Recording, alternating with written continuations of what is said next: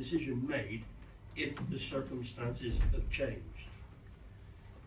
You see the recommendations there, executive members, and now I'm going to ask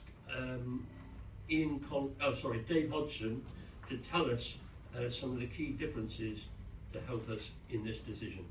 Dave. Thank you, Chair. So we'll just go through a quick presentation on the report.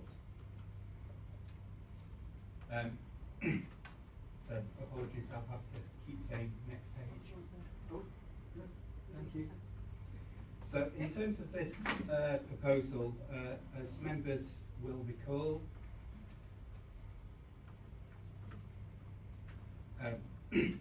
this is a privately owned site that has outline planning permission for residential development for up to 100 dwellings. This planning permission was granted in September 2024. However, in July 2024, the executive took the decision not to sell the small strip of land in front of this to enable access to the site. This decision has been requested for judicial review, and leave has been granted for that judicial review against the council's decision, and a court date of the 18th of July has been set to hear that.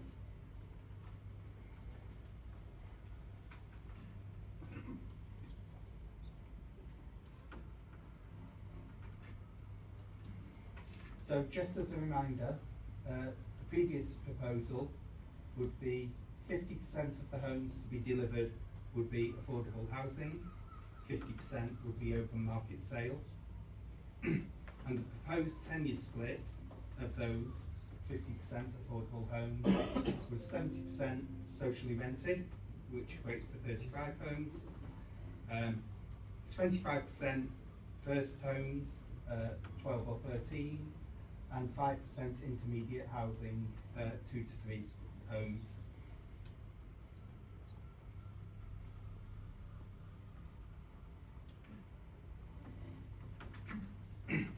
So, just to cover off the open space, so the previously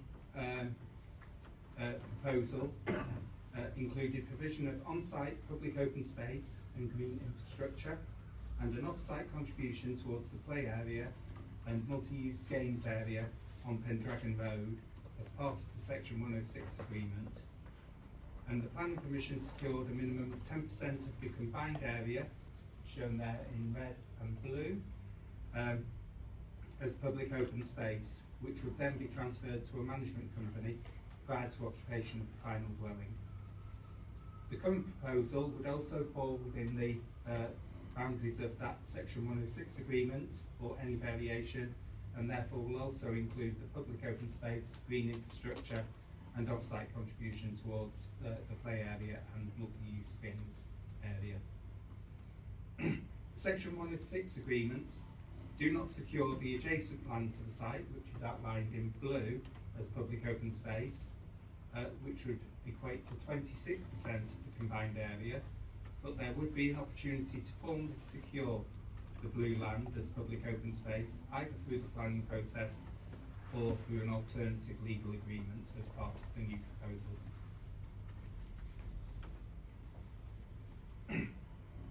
So as members are aware, Exeter City Council owns a strip of land in front of the development site, which is required for highways access to serve the new development.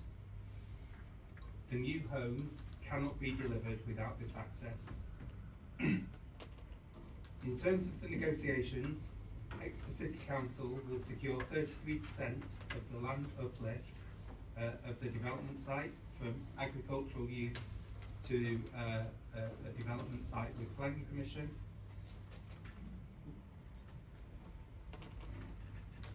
And this has been confirmed by independent surveyors as reasonable in respect of best consideration, which you have to take into account on all land and property sales.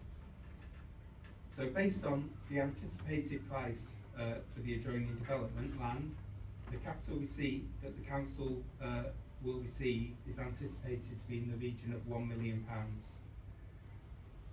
Just as a reminder, that is broadly similar in financial terms to the previous proposal that was put before you.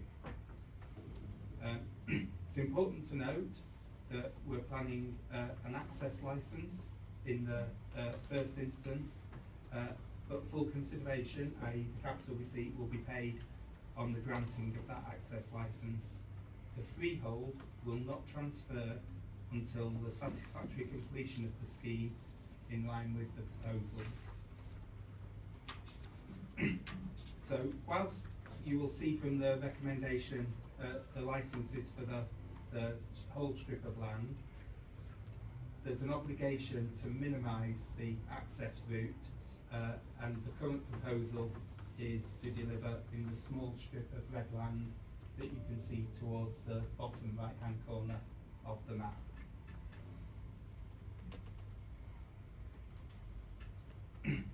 So just to go through the differences between the previous proposal and this one.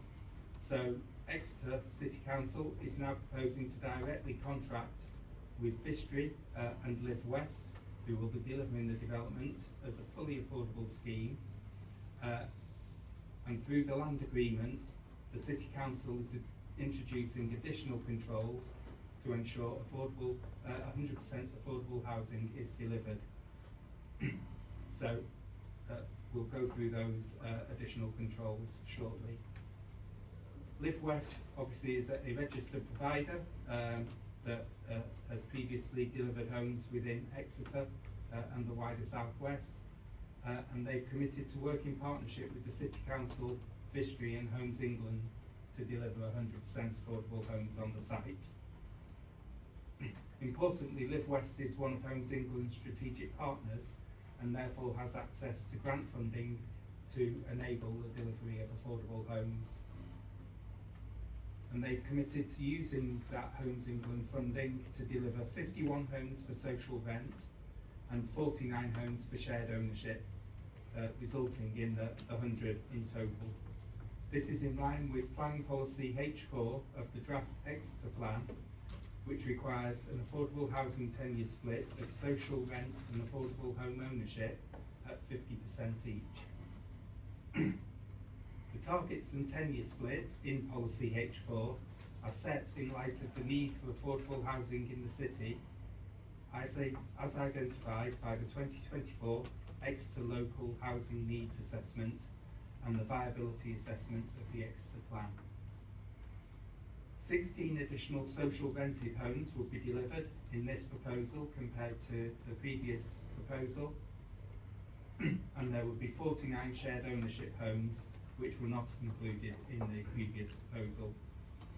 Both of these tenures are key priorities for the council and are understood to be the preferred mix for Homes England funding. This proposal is also in line with Exeter City Council's strategy as set out in the emerging Exeter Plan to work proactively with Homes England and registered providers to leverage additional funding for affordable housing in the city. Only one access point is being proposed, which will require less land to dispose.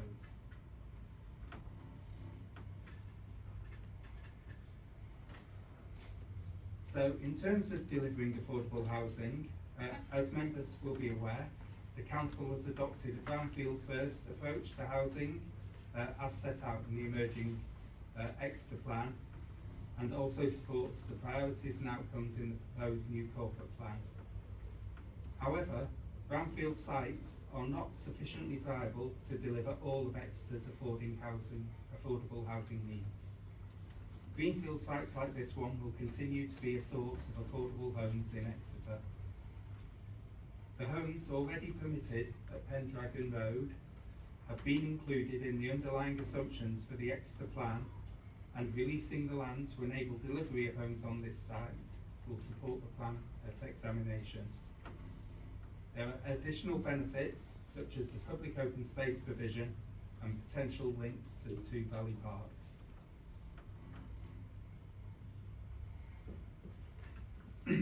So in terms of the controls we talked about, so in order to ensure compliance with 100% affordable housing delivery, in the event of non-compliant units being delivered, i.e. open market for sale units during the development period, the City Council will have the ability to immediately restrict vehicular access through amending the access licence user provisions, allowing only residents to use the access road until the matter is satisfactorily resolved. However, if Homes England grant funding is used, the conditions will require a 100% affordable housing scheme in any case. We're also proposing a 5-year period for the licence from scheme commencement, which will be linked, which is linked to the access licence, and if the scheme for any reason isn't delivered completely within those 5 years, the City Council will have the ability to acquire any undeveloped land at an appropriate value if it considers it can facilitate scheme completion. That can either be ourselves through the housing revenue account, or through sale to another developer to complete the scheme. The decision to inquire will be informed by a due diligence process and what's known as a red book valuation, which is how chartered surveyors value land for sale. Additionally, we're seeking to negotiate a ransom strip around the whole of the exterior of the site to ensure that there will be no future development that can happen through access from the existing scheme without the City Council's further approval.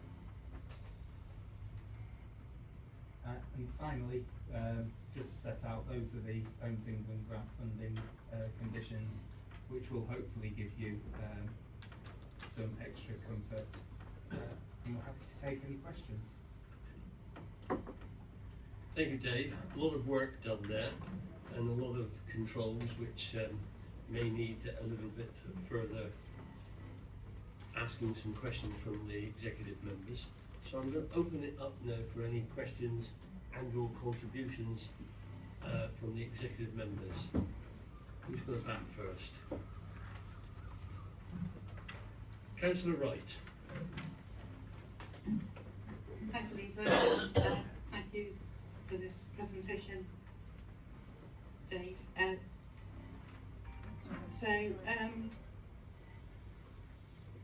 Just to be really clear, because I think in the past I may not have been, we're talking about the sale of licence for access of this, the strip that goes from the top of King Arthur's Road along the top of the Horseshoe, which is Pendragon, to then Lancelot Road. We're not talking about that whole strip of land at all. We're just talking about the bit where the access, there's already an access wide gateway area where there are no trees. Maybe if you, sorry, but if you wouldn't mind can you go back to your slide, or is that really problematic? Sorry. It was a vehicular access, can't see it, site vehicular access licence slide.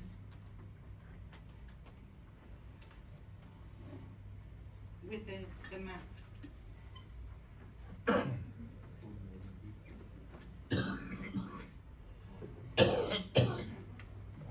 that one, yeah. So absolutely clear, the decision this evening is about selling that bit marked in red. Thank you to my assistant. Thank you, Leader. That bit, not the whole bit where all the trees are. So that's the first. So effectively the whole strip, because they haven't defined them. Hi, I'm Dave Martin, Principal Development Surveyor for Exeter. Because the scheme's still concept, they're uncertain whether they will need one or two access points. The previous outline consent had 2 access points, so they had the ability to draw down land for access along the whole strip, but there's an obligation to minimise the drawdown to effectively the smallest land take possible. So this is their proposal, but it would have to go through a planning process to, but that is what they are aiming to have as their access, if they can get it. Okay, Thank you. thank you for that. So that decision tonight is purely on that bit marked in red. Yes. So they will have the ability to put, if required, a second access like the outline planning consent. This is what they're aiming for, but the legal agreement allows flexibility for them to secure other points for pedestrian links or a second vehicular access if it's required. With But the we're not making obligation. that decision tonight. Tonight's decision is just on that. Dave, can you Marked in red. clarify, give us a bit of clarity on this, please?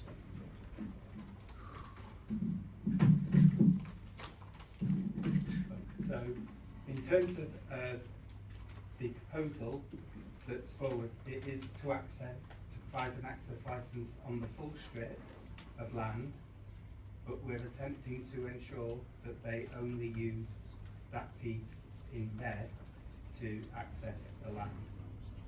Okay, thank you. So that's the answer to that question, Councillor Wright. So we are talking about the whole strip then now? Yes, Yes. that's what most negotiations. Okay, anything else, Councillor Wright, before I move on to somebody else? You've got your mic on. Anything else? I did have some others, but Yeah, I please can do. come back with, okay. So on the report, page 6, 8.11, bit about the landowner has expressed willingness to designate Drake's Meadow as a public open space, but that's not secured yet under any legal process. So when would that legal process, it says it'd be a matter for planning or for further discussions around, so I just want to know when that might happen. 8.12 on the report, about when will those additional negotiations begin? And my final question, sorry, thank you, Lena. The date of, where it says about being able to bring the land back to the council if the development hasn't finished within 5 years of commencement. Is there any idea of, subject to tonight's decision, if the committee decides to sell the land, the strip, how long it would take for them to actually get going with the commencement? Is there any idea? Okay, so is that all you want to That's question? all my questions, Okay, yeah. so I normally wait for the end for all the questions, because there's a lot of detail and we've had a lot of information given to it, so we're going to deal with the questions after each councillor has asked them if we can. So Dave, can you pick up otherwise they may get lost. Dave, can you pick up those questions from Councillor Wright, please? I will try my best. So the first one was about Drake's Meadow and the blue line and the negotiations required. So my understanding is that that's likely to be part of the planning process. But if not, we can try and secure that through an additional legal agreement linked to the land sale. In terms of commencement date, can I pass over to Ian Collins?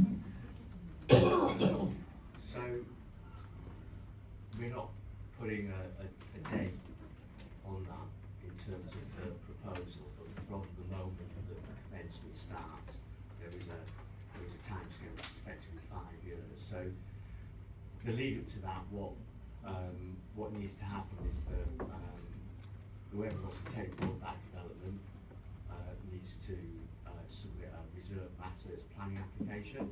But if you recall in the presentation, only outline planning permission has been granted, and that only includes the access. So everything else is still to be determined. So there would need to be a full detailed planning process, and that's already commenced actually. So there is some very early provisional conversations with the planning team about the proposal. It's difficult to put a time limit on that. But the next step will be to submit that reserved matters application. If that's approved, then all things being equal, they could be ready to start. So it's not, say it's difficult to put a time, so it certainly won't be this year. Could be next year. Okay, any other, okay, right, thank you. Now, I think I had Councillor Patrick next, and I'll move down the road now. Thank you, Leader. Just one question is regarding the proposed new ransom strip around the development area. So just wanted to clarify who we would be looking to grant that new ransom strip to us. Would it be the existing landowner, or would it be the new landowner after they bought the land to develop? And how kind of guaranteed are we to have that? Okay, any other questions, Councillor Patrick? No? Good point. Can you deal with that one, please, David? Yeah, so that will be with the developer once they've purchased the land, and that would all form part of the access licence to the existing ransom strip. So basically, if there's no ransom strip around the rest of the thing, you won't proceed with the sale of the original piece of land. Okay, thank you. I'm now going to go for questions from Councillor Williams, and then I'll move down the road. Well, thank you, Leader. I've got two questions. I note that this scheme is 100% affordable, whereas the previous one, which we didn't sort of find satisfactory, was 50%.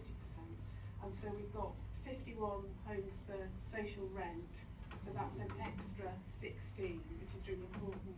And am I right in thinking that we've got 3,500 to 4,000 people on our social housing waiting list at the moment?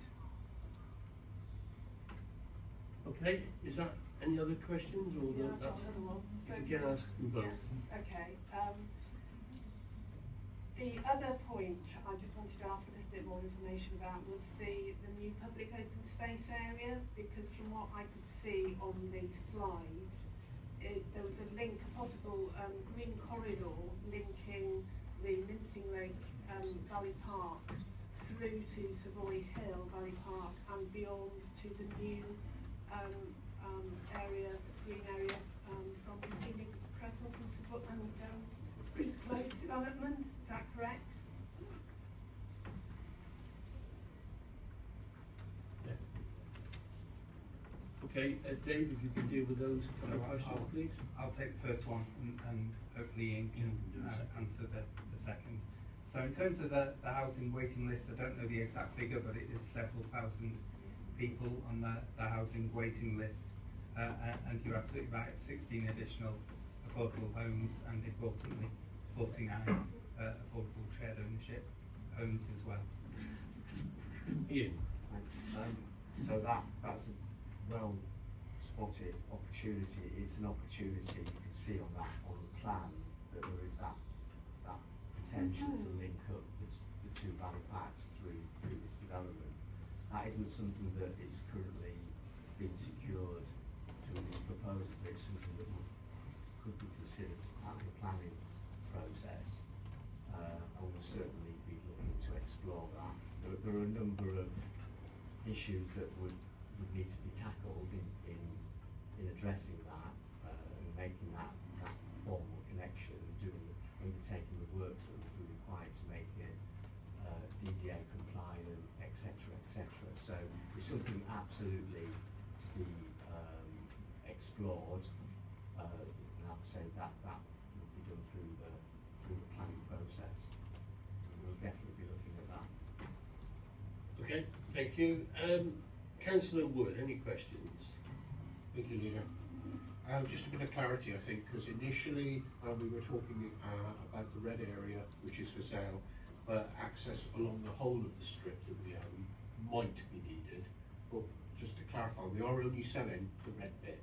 We may be providing access across other elements of the land we own. We're only selling the red bit in the middle. Is that correct? David?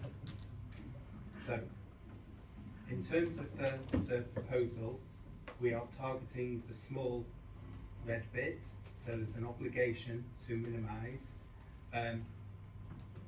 What we're seeking from you tonight is delegated authority to finalise the negotiation in consultation with the leader. So, if that's what you want, we can absolutely talk through that as a possibility. The key issue is they'll only require the second access if it's required of them.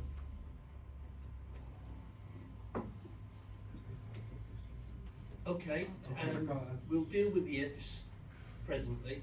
Let's deal with what's before us. Any other questions, Councillor Wood? Just one more. It's a bit again about clarification, I think. The public open space at the top is, I think, Ian Collinson has said that will fall within the planning process to secure that.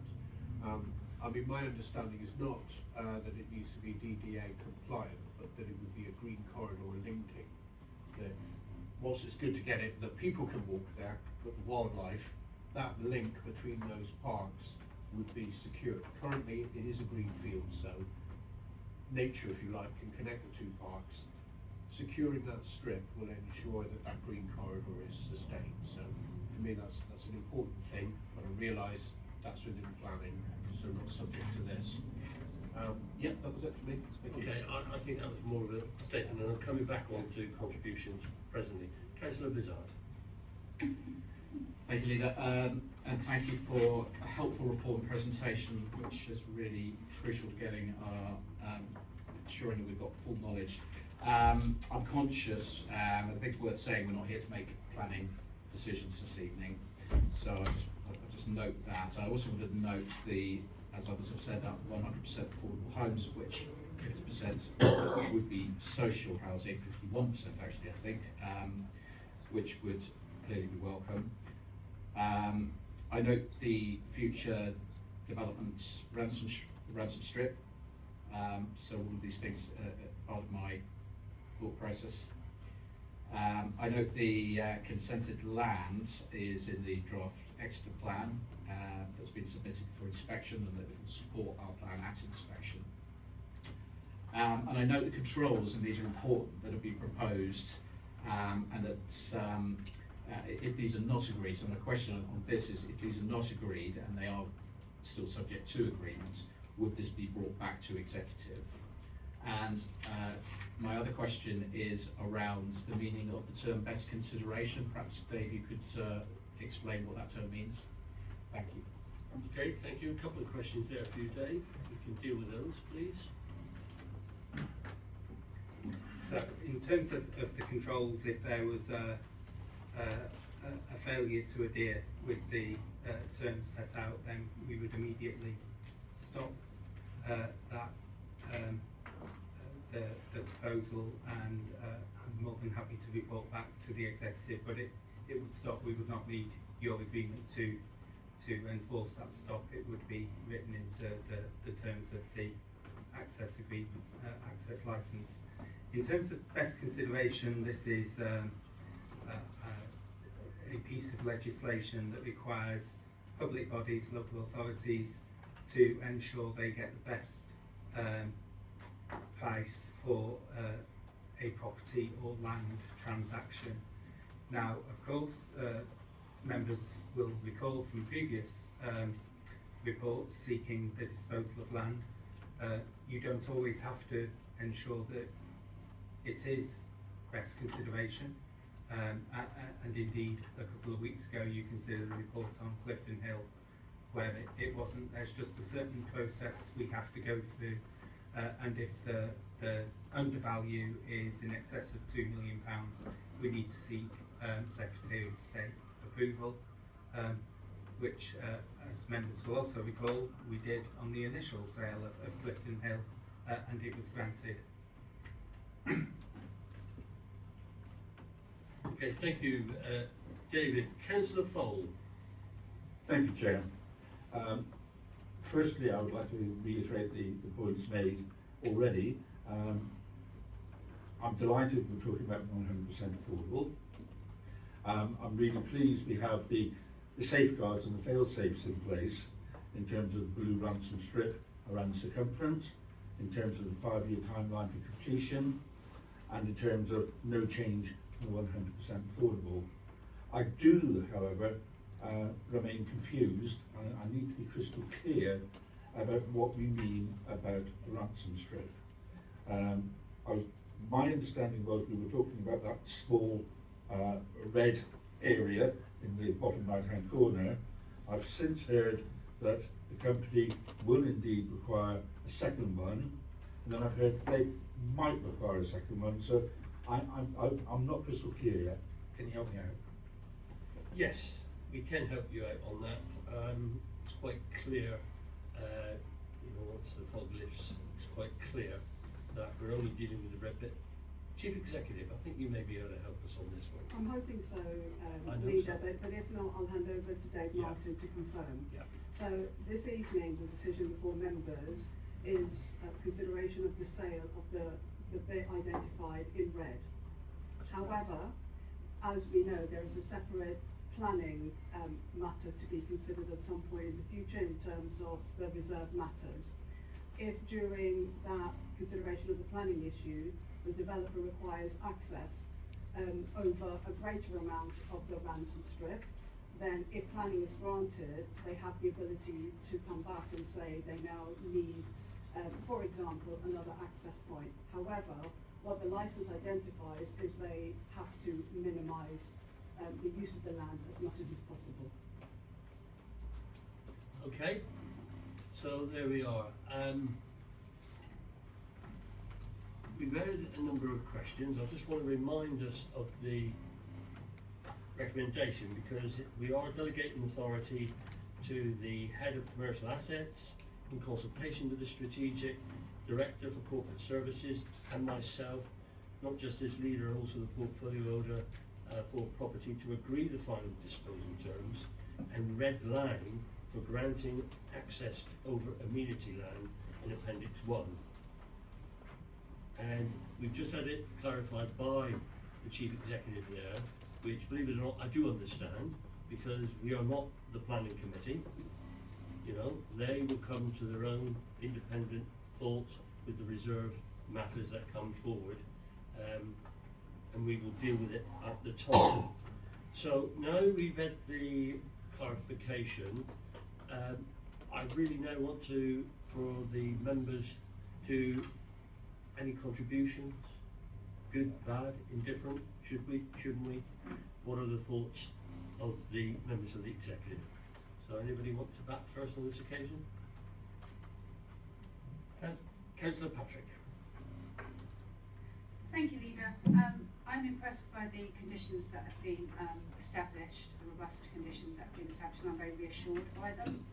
And I'm also, reassured by the, sort of tenure of these properties. This is greenfield land is obviously valuable and important. But what we're seeing here is, a strong use of that in that is delivering 100% shared ownership or social rent homes. So I think this is a good, valuable use of that space that will bring great benefits to a number of people. Thank you. Councillor Wright, then Councillor Williams. Yes, thank you, and thank you very much to yourself, Leader, and the Chief Exec, for clarifying my point. So now I am very clear that we're just talking about the decision for the sale of the licence for that access strip. I do want to say that I'm really pleased about the application for 100% affordable homes, of which most of those will be social, 51 social, 49 SO shared ownership, because this is so much needed in the city. It's really hard for us as a council to bring forward our own social housing. We are doing it, we've been battling and fighting and doing a really good job. It's an uphill struggle to do it. So the fact that a developer is now doing this purely sort of social rent is so good for the city and for the area there. And I'm very pleased as well with all of the extra conditions that have gone in place. So thank you very much. Councillor Williams. Thank you, Leader. As one of the ward councillors for the location, I've heard both sides. Many people want to preserve the greenfields, not have any building. But there are people living nearby who said to me, at one time we lived, our houses were greenfields, and we're okay, we've got homes, but we need to be thinking about other people and all those people that haven't got anywhere to live. They're living with other people, they're safe surfing, all sorts of things like that.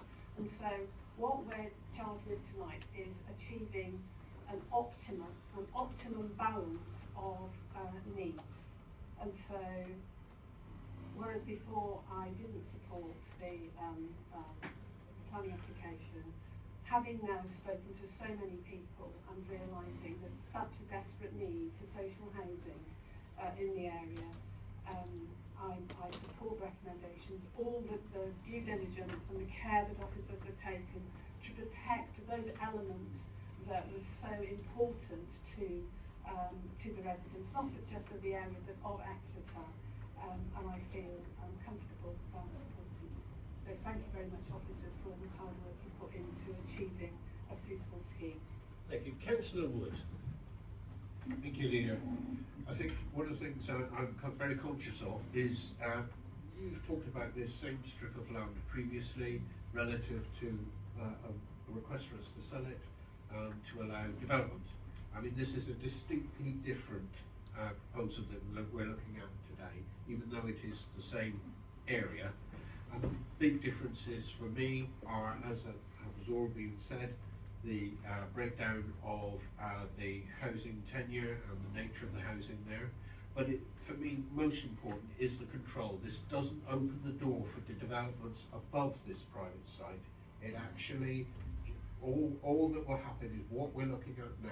Development beyond that will not be accessed through this site. And we're safeguarding that through the extended ransom strip, protection strip, all around it, that stops development going above it, and also the inclusion of the proposed public open space above it and a bound above it. All these make it distinctively different to what we were looking at before, and this is something I can support. Thank you. Councillor Vizard. Thank you.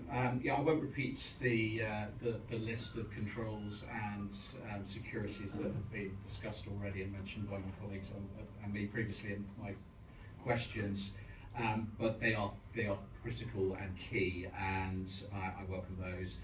A lot of talk about brownfield side against greenfield. You know, that's a national discussion as well. I'm very mindful that there is no realistic possibility of bringing forward all the housing that we need purely on brownfield sites, although I welcome our policy and have supported that all the way through since we first brought that forward to council. So where we do need green spaces and where we do agree developments, the mitigations are critical and important. And what comes forward here in terms of the public open spaces that will be secured and the protections on the ransom strip around the site are really, really important there. I think there are potentials to really open this up for the public. So I think there are benefits as well as just simple mitigations potentially here. So that's to be welcomed. I note, of course, that this site already has outline planning consent. So therefore, as a greenfield site, it's already partly through that process. And of course, it was all greenfields once, wasn't it? We know that all sites across our cities and towns will want greenfields, so we do have to consider these things incrementally but very carefully. These are very balanced decisions. It was a balanced decision last time round. It's a balanced decision this time, and on balance, I will be supporting them. Thank you. Councillor Fowler, do you want to come back in? Thank you, Chair. And thank you for the clarification on various points, because I was confused. It's become clear to me that our powers as a committee are limited to the small red strip indicated in the diagram. And I recognise that we need to trust in good judgment of future planning committee meetings, when other access may or may not be considered. Thank you. Just to, I asked Liz to put the slide up above me here is what is the difference of the new proposals, and I think we just need to keep those in mind. A lot of people need to think this. It's about the 51 social rent, and it is in total 100 homes. Sadly, that won't cure all the problem, and it is a good partnership working with Live West as a housing provider who have done a number of developments already in the city, a couple in Exeter, which those developments have looked very, very good indeed and actually add to the community. So just on the green space, I just wax lyrical very momentarily. I used to drive a bus 6 times a day around there when we used to go down Colthorpe Road, and then all of a sudden we used to go up around Pendragon Road. What I'm demonstrating there is things change, houses come and go, and there never used to be anything up there for us to drive a bus around. And we do that, and we do need that space, and I think this is a welcome thing. So I'm now going to ask if any of the leaders of the opposition wishes to ask a question or indeed make a contribution. Councillor Moore.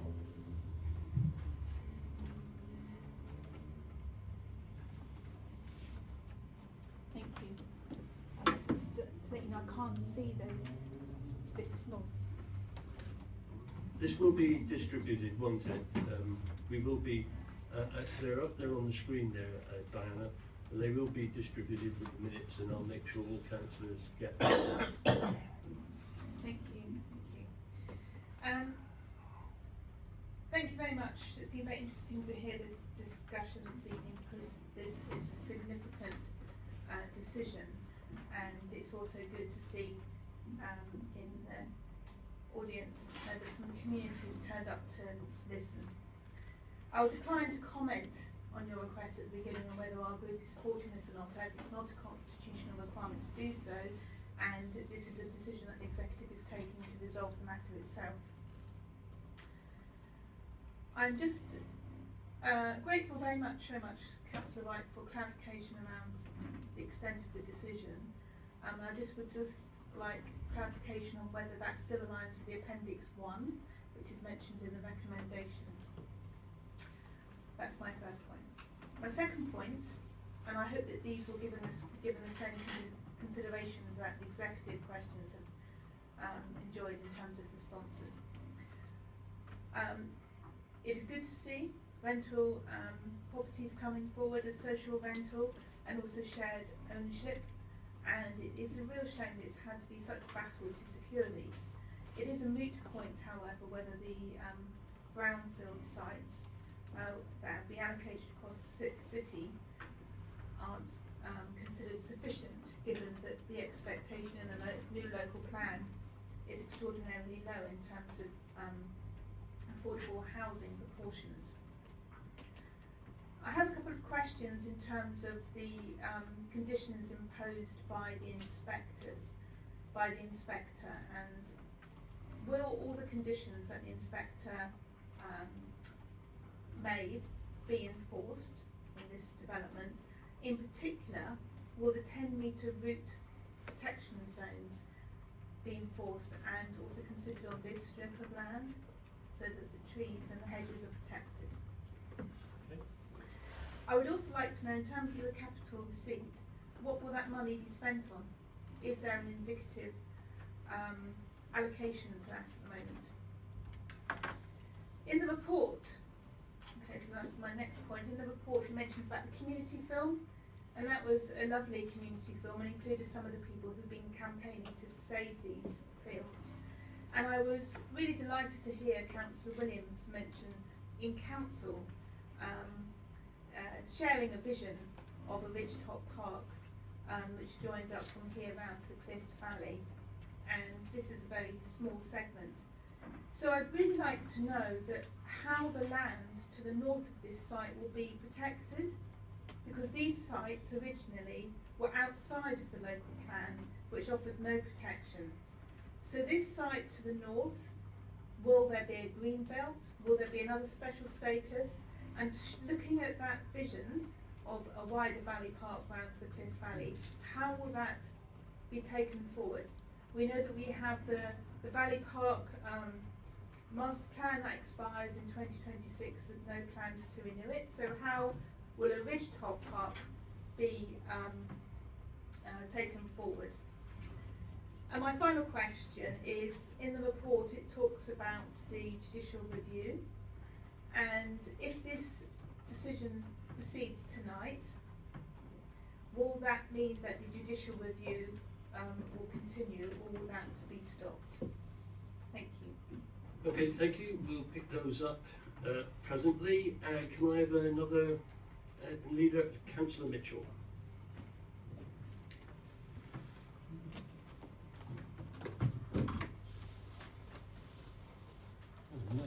Oh, well, I don't haven't got the green belt on.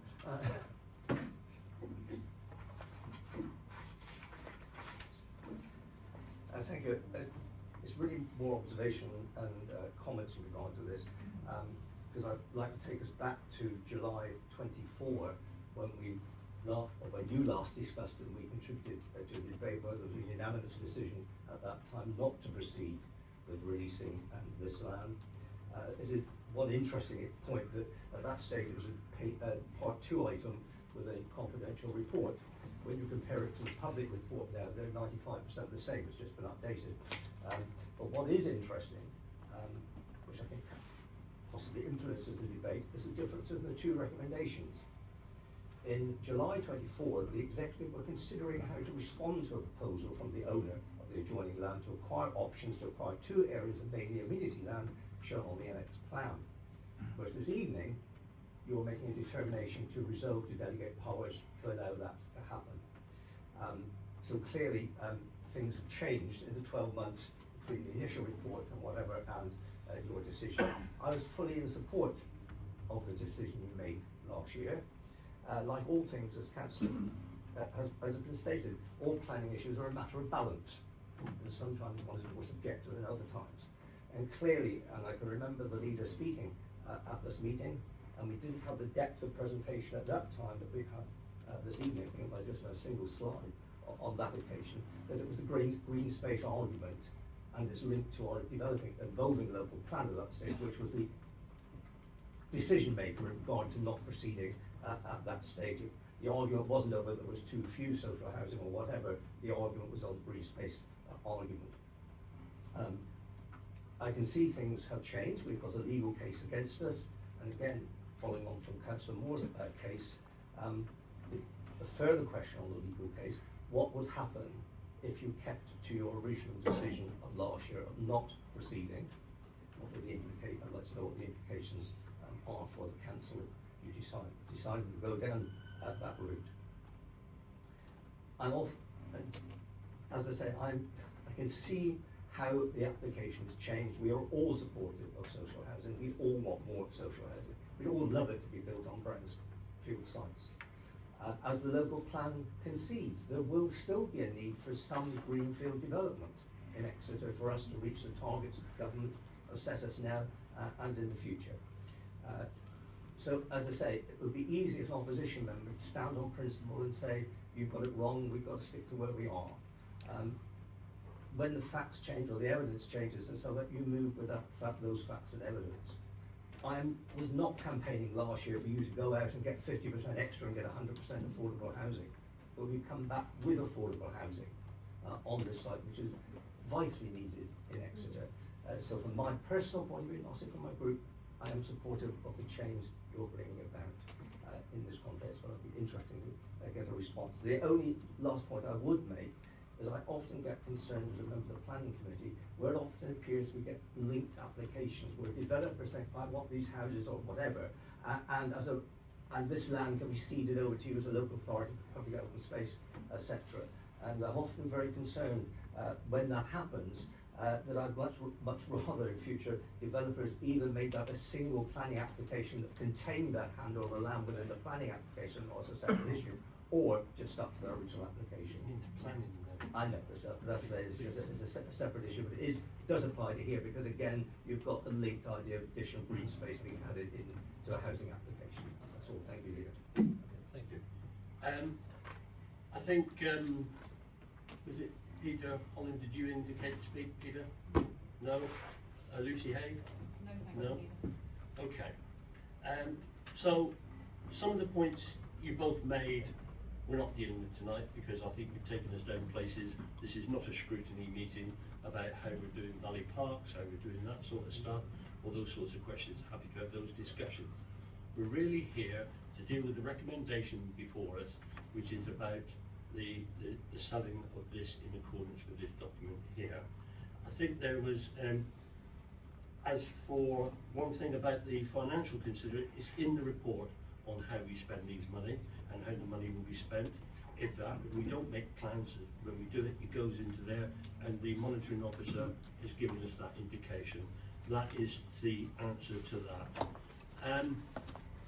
I'm not sure, Dave and Ian, if you can answer some of the questions, but I'm not getting into debate going all over the place about planning, about Valley Parks and all that sort of stuff, which is not what we're considering this evening.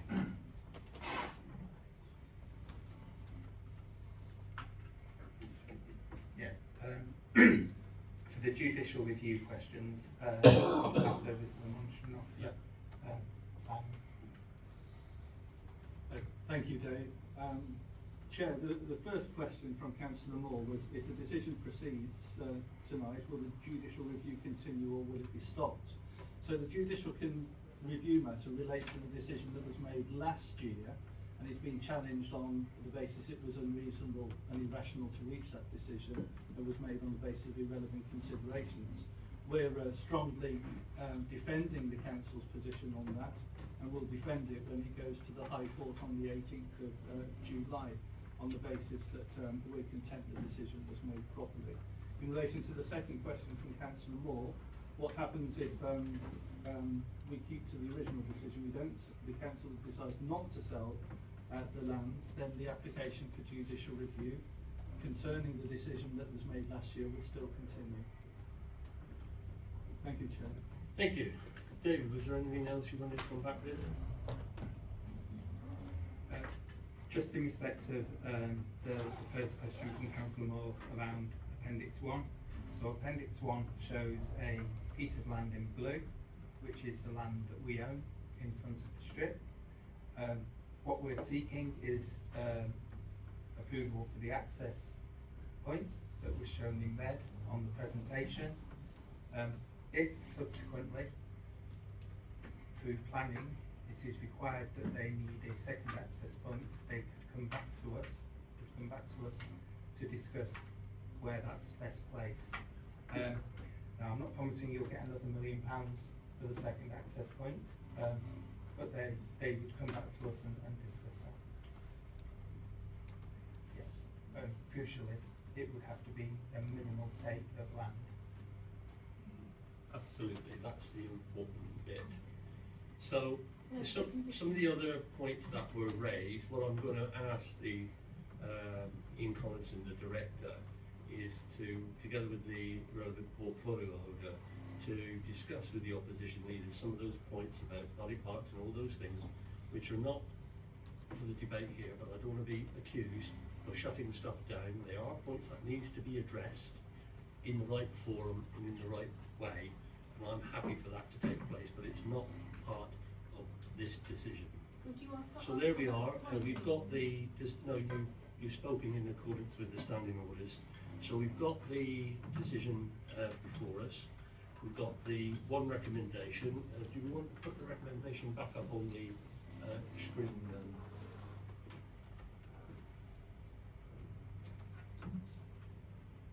So that's the recommendation, just, I won't read it out again, there it is for us. Just to say before I go to the vote, in case Councillor Vashin is watching, she has tendered her apologies, which I should have given. She has outdone me by having 2 teeth out today, when I only had 1 out the other day. So we're now waiting for the next person to have 3 teeth out in the executive. And if she is watching, what are you doing watching this, Marina? You should be resting up, is what I would say to you. So if we can record her apologies, Liz. So there we have the recommendation. It's a resolved matter. The recommendation is, you've heard what's been discussed and where it goes, a number of questions. The slides will be made available for everybody. And so I'm going to move it now to the vote on this occasion. All those in favour of the recommendation on page 3, number 2, please show. Thank you very much. And I think all I've got to do now is to tell you, we've liked this evening so much, we're going to do it all again, but on a different subject next Tuesday. Yes, sorry. Seconder, sorry, I'll go back to the vote. I thought I had all these people seconding there. Councillor Patrick, let's do it again then. I now have a seconder, I want a seconder. All those in favour of the recommendation, now it's been seconded properly, please show. Okay. Thank you. See you on the next Tuesday evening, everybody. Thank you very much, everybody.